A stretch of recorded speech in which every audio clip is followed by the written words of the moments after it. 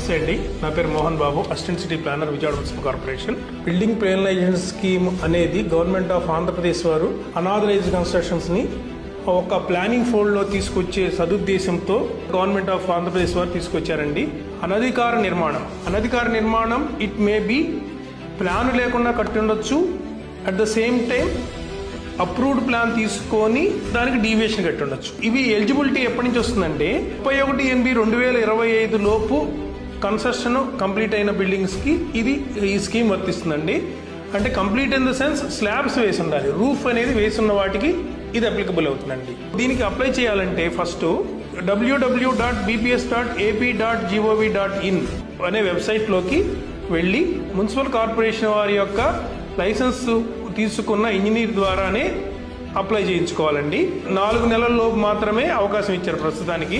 వెబ్సైట్లోకి వెళ్ళిన తర్వాత దానికి ప్రీవియస్ ఉన్న approved plan, construction as on ground plan, elevation, section, site plan ఇవన్నీ గీసి indemnity bond, stability certificate, structural stability, ఆ బిల్డింగ్ సేఫ్ దృఢంగా ఉన్నది అని క్వాలిఫైడ్ ఇంజనీర్ ద్వారా సర్టిఫై చేయించాలి. Height of the building 15 metres above వెళ్ళిపోతే దానికి ఖచ్చితంగా ఫైర్ అండ్ ఓసీ అవి తెచ్చుకోవాల్సి వస్తుందండి. బీపీఎస్సీ యొక్క ఇంప్లిమెంటేషన్ గౌరవ కమిషనర్ గారి ఆదేశాల మేరకు డ్రైవ్ కండక్ట్ చేస్తామండి. ఖచ్చితంగా ప్రతి బిల్డింగ్ తనిఖీ చేయడం జరుగుతుంది.